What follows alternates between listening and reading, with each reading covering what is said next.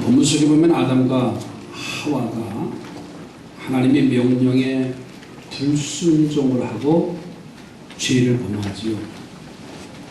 그리고서는 그것을 묻는 하나님 앞에 자신의 지은 죄를, 그 책임을 아내에게, 더 나아가서는 하나님 앞에 떠넘기는 죄를 범합니다. 아름다운 에덴 동산을 주시고서는 너는 선악을 알게 하는 선악과만은 먹지 말아라. 그리고 에덴 동산의 모든 것을 누리라는 그 복된 삶을 가졌지요. 그런데 하나님의 말씀의 명령에는 귀를 기울이지 아니하고 사단의 말을 더 믿게 되며 선악과를 따먹고 회개하기는커녕 아내와 하나님에게 책임을 전가하는 그 아담에게 하나님은 사랑의 손길을 더하시는 장면이 나와요. 지난주에는 실패하신 모습을 말씀을 드렸습니다. 창세기 3장 1절로 7절에 자신의 실수를 고백하시면서 그 하나님의 사랑을 펼쳐가는 장면이지. 그런데 오늘 보니까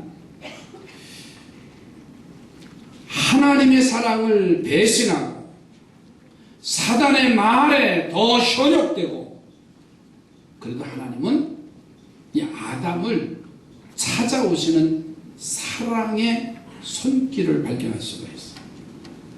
우리가 아담의 모습을 보면서요, 우리들의 모습이 아닌가. 우리도 아담과 너무나 흡사하게 죄를 짓고 그 죄값을 받으며 자신의 잘못은 생각하지 아니하고 하나님을 원망할 때가 있어요.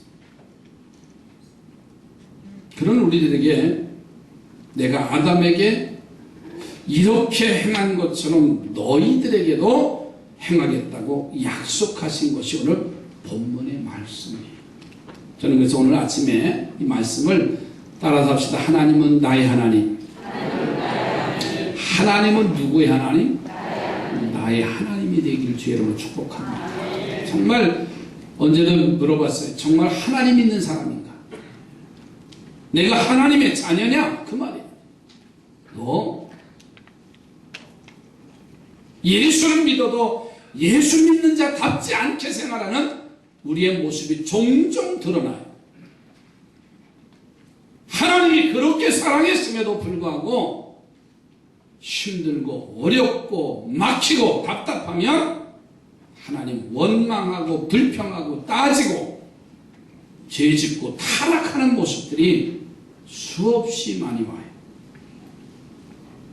저는 그래서 하나님은 나의 하나님, 즉 아담의 하나님은 나의 하나님, 이 말씀을 드리려고 해요. 첫째로는 그 하나님은 찾아오시는 하나님이세요. 그 하나님은 내게 찾아오시는 하나님이에요. 아담을 보세요. 하나님의 명령을 어기고 선악을 알게 하는 선악과를 따먹잖아요. 그들은 서로가 벗었음을 깨닫고서는 무화과 나무의 잎을 가지고 옷을 만들어서 입어요. 그리고서는 에덴 동산 숲에 숨습니다. 날이 서늘하고 추워지니까는 아담과 하와의 마음 속에는 두려움이 생깁니다. 그런데 그렇게 비고 공허한 두 사람의 마음을 아시고서 하나님은 그들을 찾아오셔요. 아담의 입장에서 보면 찾아오신 하나님은 두려움의 하나님이에요. 왜? 그 명령에 불순종했기 때문에. 그렇지만 하나님은 그들을 버리지 아니하시고 찾아오시는데 사랑의 행동을 지금 보여주셔요. 하나님은 찾아오셔서 아담을 부르시고 내가 어디에 있느냐고 물으셔요. 이것이 우리가 믿는 하나님 그 사랑의 성품이에요. 오늘도 하나님은 우리를 찾아오셨어요. 하나님의 말씀보다 그러나 사단의 말을 더 믿은 이 아담과 하와 부족함이 없는 에덴 동산을 주셨음에도 불구하고 감사하기보다는, 만족하기보다는 하나님처럼 된다는 이 교만의 마음으로 죄를 범한 이 아담과 하와, 보세요. 하나님의 입장에서 보면요, 참 믿기 짝이 없는, 하지 말라고, 너 나머지는 다 하라고 하는데 그렇게 청개구리 심보로 그것을 따먹고 범죄하고 벗은 줄 부끄러움을 알게 하고, 아마 배신감은 이루 말할 수 없을 거예요. 그러나 하나님은 그를 버리지 아니하시고 찾아오셔서 사랑의 음성을 들려주시고, 얼마나 감사하고 또 감사한 하나님의 사랑이겠습니까? 이 모습을 성경에서 기록하게 하시고 오늘 이 말씀을 듣게 하시는 것이 하나님의 분명한 뜻이 있는 줄로 믿습니다. 그래서 하나님의 은혜, 하나님의 약속이 담겨졌다는 이 영적인 모습을 우리는 오늘 들으시기 바랍니다. 그래서 어떤 죄를 짓고 어떤 실수를 행했다 할지라도 하나님이 오셔서 위로해 주시고 하나님만 바라보고 하나님만 의지하는 성도들이 되어져 가기를 주의 이름으로 축복합니다. 죄 있어도 괜찮아요. 살인자가 됐어도 괜찮아요. 어둠에 방황해도 괜찮아요. 하나님은 찾아오셨어요. 베드로 보세요. 예수님이 십자가에 달려 죽으실 때 예수님이 죽으실 때 제자답지 못한 행동을 했어요. 예수님 부인했잖아요. 부인했을 뿐만 아니라 마지막에는 부인을 하는데 예수님 저주까지 하면서 부인을 했어요. 그리고 그 주님의 고난의 십자가를 떠나서 도망을 가지요. 예루살렘을 떠나지 말고 약속하신 성령을 기다리라고 하신 그 당부의 말씀까지 쳐버리고서는요, 혼자 실망해서 간 게 아니에요. 함께 했던 제자들, 그 무리들을 선동을 해서 각각 자기의 고향으로 찾아 달려가고 있어요. 혼자 시험 들면 괜찮아요. 근데 이 시험은요, 전염병이 생겨요. 그러다 보니까는 그 옆에 있는 사람까지, 마음이 통하는 사람까지 절망하고 실망하고 포기하게 하는 일이 얼마나 많은지 몰라요. 그러면서 하는 말이 3년 반 동안 우리가 무슨 주제, 우리 내 주제에 예수님 따라다닌다고, 제자가 된다고, 예수님 꼴을 보니까는 저러니 가서 고기나 잡자. 내 팔자가 고기 어부, 갈릴리 호수에서 고기나 잡는 신세가 되는데 하면서 투덜투덜 돌아가요. 그런데 누군가 해변에서 고기를 잡았느냐고 물어요. 그래서 베드로가 한 마리도 잡지 못했습니다. 그랬더니 배 오른편에 그물을 내리라. 그래서 배 오른편에 그물을 내려서 그물을 당기니까는 153마리의 큰 물고기가 잡혔다고 그랬어요. 자, 그때 베드로는 그분이 그제서야 예수님임을 깨닫지요. 겉옷을 두른 채 바다에 뛰어들어가서 헤엄쳐 부활하신 예수님 앞으로 갑니다. 예수님은 먹을 것을 만들어 놓고 금방 잡은 고기를 가져오라고 하셔서 함께 아침 식사를 하고 베드로를 향해서 하신 말씀이에요. 요한의 아들 시몬아, 네가 나를 사랑하느냐? 빌라도 법정에서 심판할 때 그는 부인했고 저주까지 했고 사람들을 선동해서 제 갈 길로 갔던 베드로에게 찾아오셔서 네가 나를 사랑하느냐? 네가 나를 사랑하느냐? 거듭거듭 물으세요. 베드로는 두려움에 가득 찬 채 주님, 내가 주님을 사랑합니다. 주님이 하시지 않습니까? 그때 그때 예수님은 베드로에게 말씀하지요.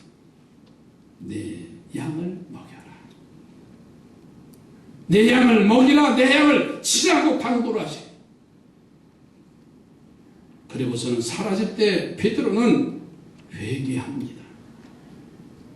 그리고 돌아가서 주님의 귀한 사명을 감당하는 베드로의 일생을 볼 수가 있어요. 똑같이 죄를 짓고 주님을 떠나 있었던 아담과 베드로였지만은요, 두 사람이 전혀 틀린 결과를 가져와요. 아담은 찾아오신 하나님을 두려움 때문에 영접하지 못했어요. 그러나 베드로는 그가 배신했고 그가 저주했고 그의 자리에서 이탈했지만 부활의 주님으로 찾아오신 그 주님을 향해서 감히 만날 수 있었던 것은 그가 사랑의 주님임을 믿었고 겉옷을 입은 채로 물속에 뛰어들어갔고 네가 나를 사랑하느냐고 하는 질문에 아멘 하면서 사랑의 고백을 합니다. 여러분, 실패자였지만 배신자였지만 주님의 사도가 될 수가 있습니다. 오늘 우리는 때로는 주님 앞에 배신자가 될 수도 있고 실패자가 될 수도 있고 가장 낮은 자리에 들어갈 수도 있습니다. 그러나 찾아오신 하나님, 우리의 허물을 들춰내지 않으세요. 우리의 약점을 들춰내시는 하나님이 아니라는 사실.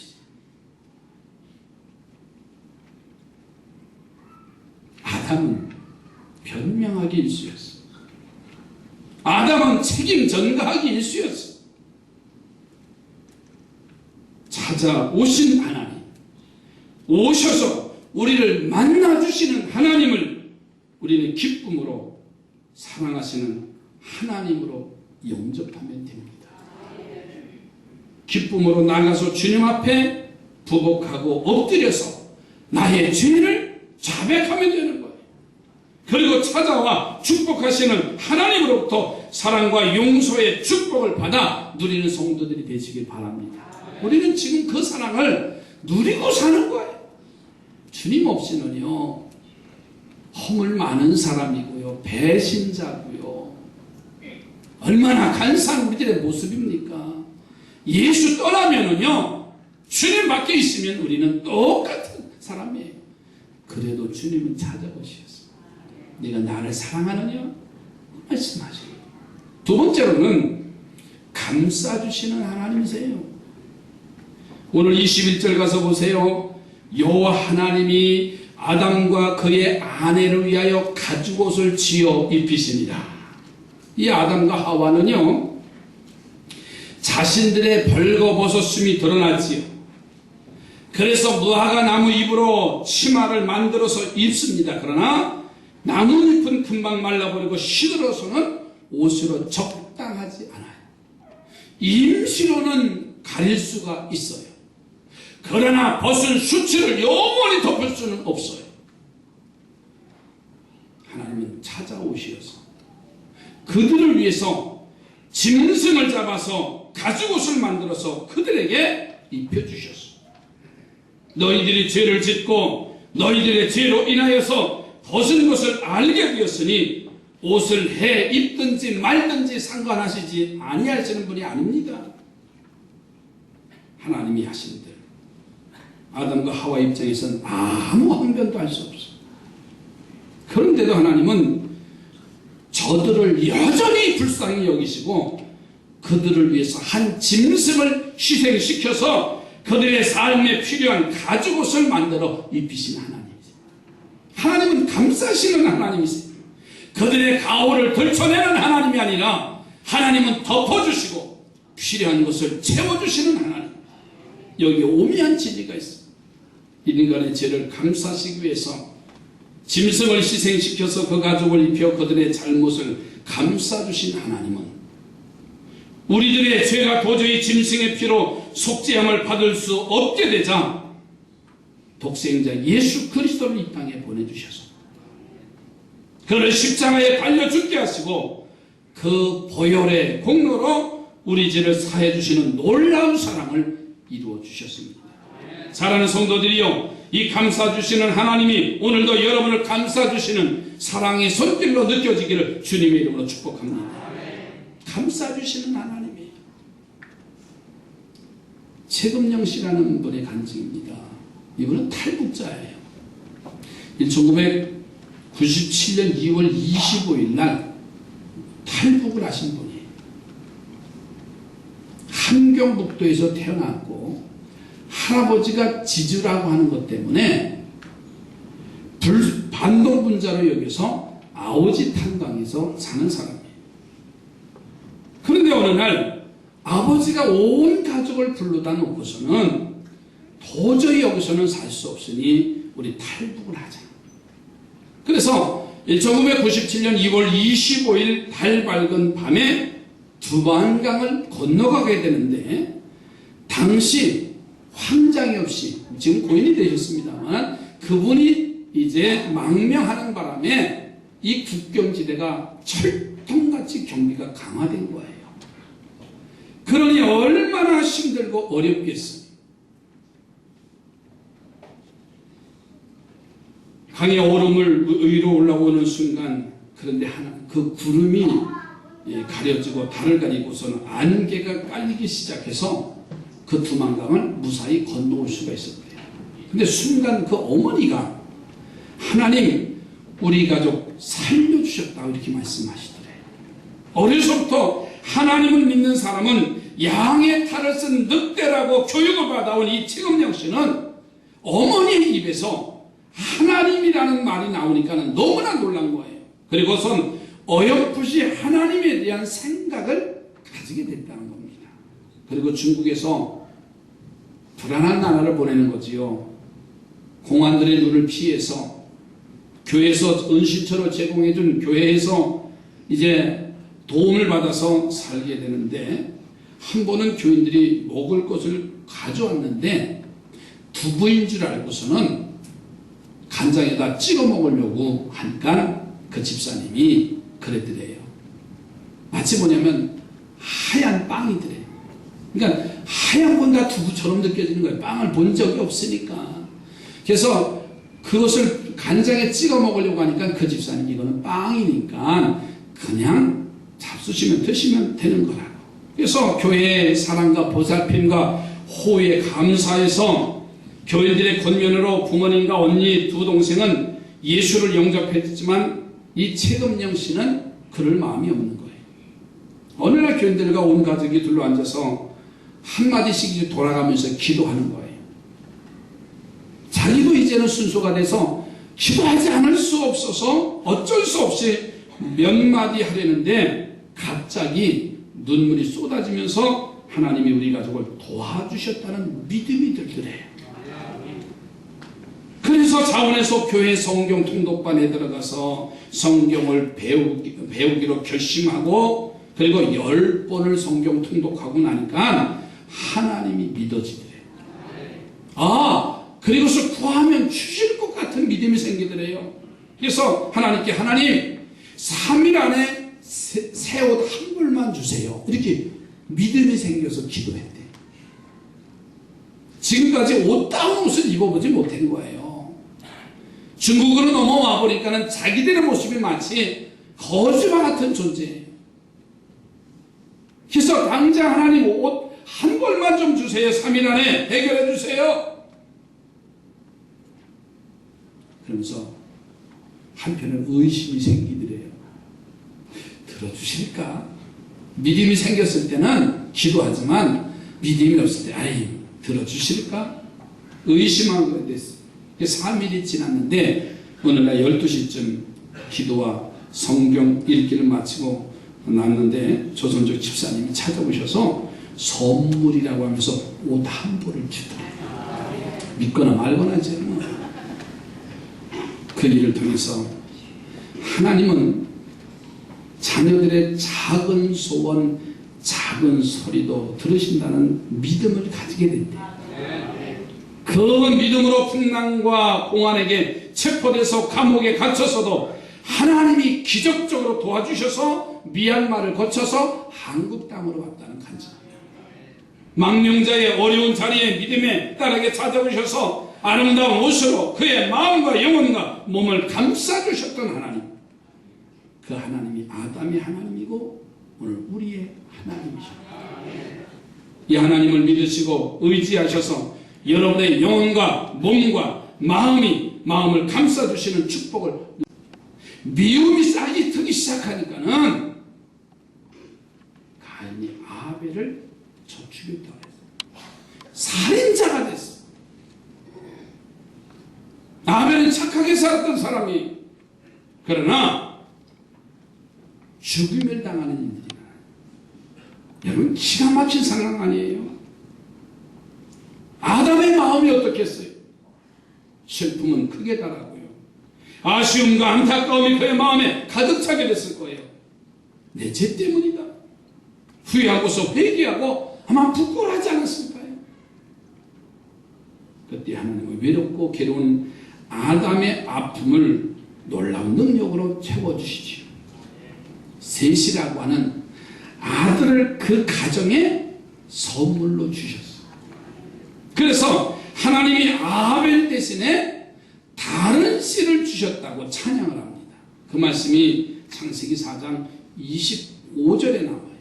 아담이 다시 자기 아내와 동침하며 그가 아들을 낳아 그의 이름을 셋이라 하였으니 이는 하나님이 내게 가인이 죽인 아벨 대신에 다른 씨를 주셨다. 참으로 하나님의 사랑이 놀랍고 크십니다. 부모의 죄 때문에 자식들이 미움과 싸움으로 한 자녀를 잃어버린 아담에게 하나님은 찾아오셔서 그 부족함을 채워주셨다는 거예요. 그리고 이런 사랑의 손길을 베푸시는 하나님이 아담의 하나님이시고 또한 우리의 하나님이신 줄 믿습니다.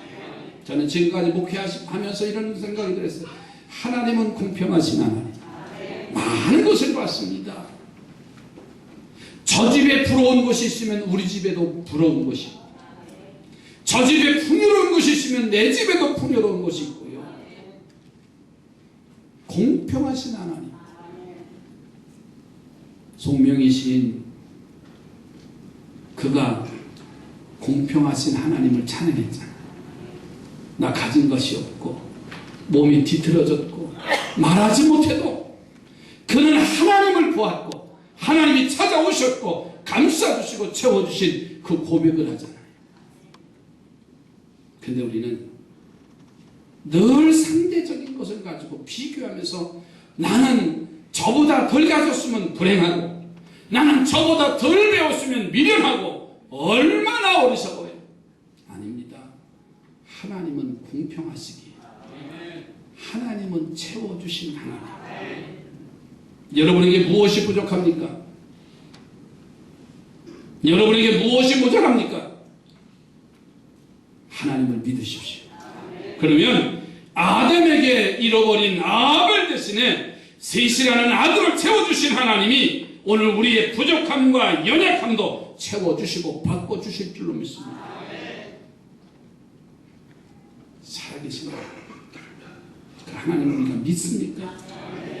그 하나님을 믿는 고백이 있는 그 순간 하나님은 우리에게 찾아오셨고 감싸주시고 채워주시는 하나님이세요. 옆에는 축복하십시오. 하나님을 믿으시기 바랍니다.